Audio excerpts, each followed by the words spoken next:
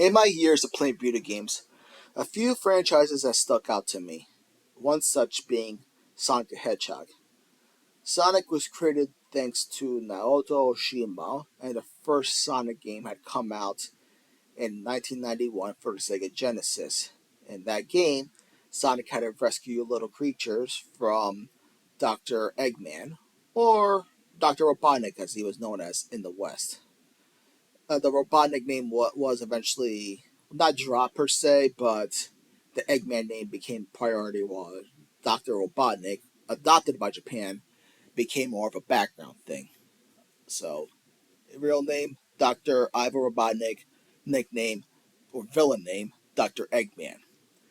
Now, since I didn't have a Sega Genesis growing up, I could not play Sonic much growing up.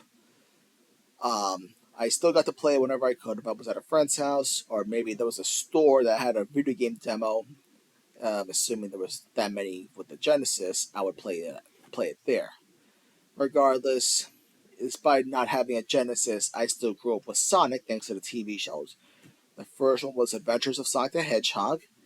It was basically a silly cartoon full of slapstick comedy.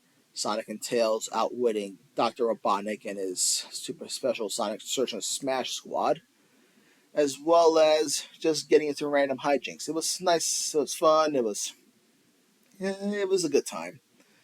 But then came the other show, while officially known as Sonic the Hedgehog, many fans would call it Sonic's at AM. That was a bit more serious. Like, it took on a darker tone. The Robotnik in that show was not a joke. He was a real threat, and he pretty much took over the planet. Now, I will say this. One thing that show and the games have in common is a whole technology versus nature thing. The issue was that the show kind of took the technology dangers a little too far, and it made it seem like it was that bad. Maybe not totally, because even the good guys had technology themselves, but I would say it was just a matter of we get what you're trying to do, you probably just didn't do it well enough. I personally like Sad AM, and to date is still my favorite of the Sonic TV shows. I liked Sonic, I liked his relationship with Tails, and I especially liked Princess Sally Acorn. Sally is a bit of an underrated character. She's not a game character despite having a cameo in Sonic Spinball, but that didn't stop her from being pretty beloved by most fans, and for good reason. She, unlike Sonic, has more of a backstory.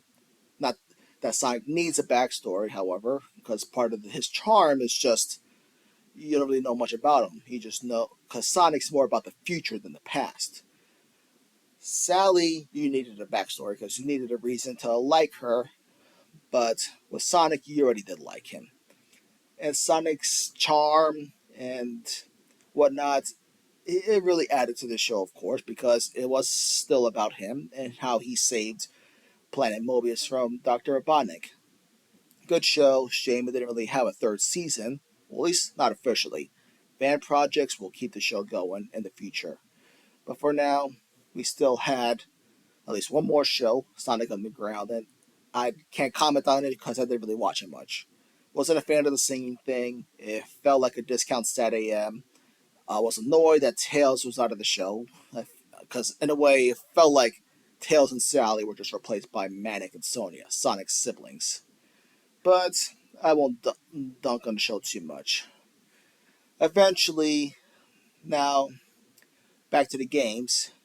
I did get a PlayStation 2, which allowed me to play Sonic Heroes, and that was a fun game for me. And to Sonic, you had Tails and Knuckles, of course. You also had other teams featuring characters like Shadow and Amy Rose, and it was a fun game despite a lot of its flaws. I mean, the level up system was cool, but it did kind of make things a little unnecessarily difficult at points. But the level designs are still fun enough to deal with it, and I would say the game is a lot better than people thought when it first came out. Eventually, I did get to play the Sonic Adventure games because I got a Wii. The Wii meant backwards compatibility. Backwards compatibility meant playing the GameCube versions of Sonic Adventure and Sonic Adventure 2. I would argue that Sonic Adventure really helped me enjoy Sonic more because Now you had I could play Sonic on his own, and his levels they were all about just getting to the goal, going fast, not too fast, and doing what you need to do. Tails' levels was racing Sonic, or at least at one point racing Eggman, and then you had Knuckles' levels, who was a bit of a treasure hunter. Amy's levels, which is avoiding a robot. Um, Gamma's levels, which was basically blowing things up with his missiles, and then you have Big's levels, fishing, a lot. There weren't that many big levels, at least, but still, it was kind of a that was a bit of a drag to go through. I don't dislike Big as a character; he's a good character. I just didn't have the most fun with his levels, but I know I'm not alone on that. Sonic Adventure 2, of course, just felt so different. Unlike the original, there was no hub world between the games, and it was more of a matching thing. Sonic and Shadow had similar levels. Dash through, take out enemies, get to the goal. Tails and Eggman, they both had their mechs. Now I will say I'm not a fan of Tails using the mech. The Cyclone is a good machine. I don't have anything against Tails using it. I understand why he had to, because Eggman can't really fight outside of his machine, and Tails needed to be like his rival per se. But after Adventure, where you see Tails fighting with his tails and doing all these other cool stuff, I feel like the mech was just not needed for Tails. But whatever, it's no big deal. It was still fun playing as Tails regardless. His levels were great. Knuckles and Rouge were the third one. They had the whole treasure hunting thing going on. They made it a little more difficult than the previous game, because in the previous game, you could find the shards you needed to from in any order, whereas in this game they tried giving you an order. You could skip ahead, but you're not going to have the order.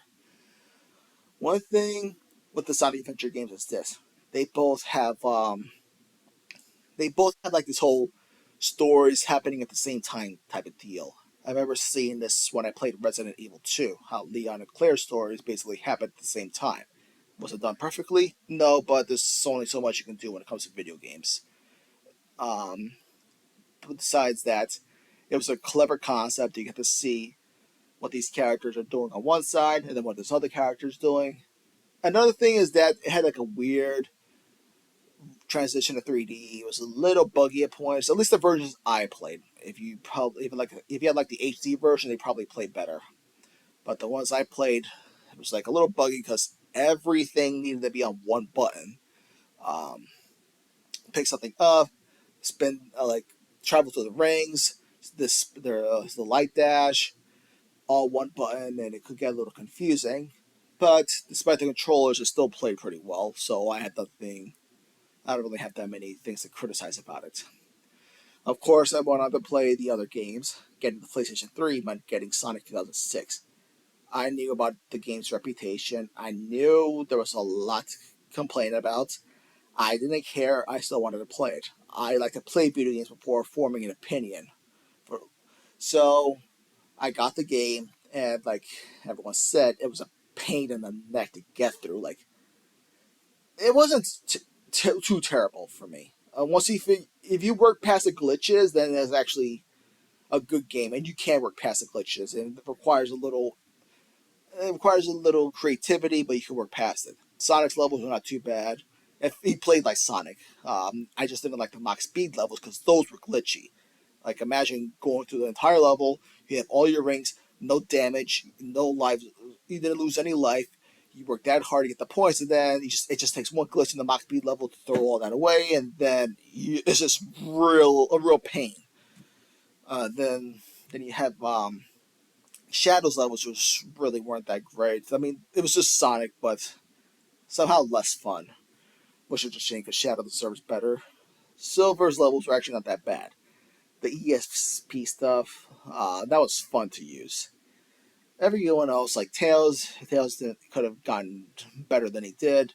Amy had terrible range. Blaze was actually pretty fun. Despite the glitches, it was still fun. So was Omega. Rouge and Rouge, Rouge and Knuckles, they were like a little meh to me. Point is, it was, I mean, still pretty enjoyable. I will still go back to play Sonic 06. I don't care about the glitches. I still like the game for what it is. The only other things I would complain about is that I wasn't the biggest fan of the voice acting, nor did I like the story that much. It had a few plot. I feel like it had a few plot holes because of the time travel thing, but it was still not that bad. Sonic Unleashed was a good game too. Um, my only gripe is that it had too many night levels and the whole metals thing. But it was a good game, had a good story, which is what Sonic's all about. Sonic is a nice guy who's willing to help you without reason. He just wants to be a nice guy. I'll take this point to compare Sonic's personality in the games to how he is in Set AM. Sonic's game personality is that he's a very chill guy. He doesn't like attention brought to himself. He's very much he does his own thing. He doesn't tell people how to live their lives. He just asks that they respect each other.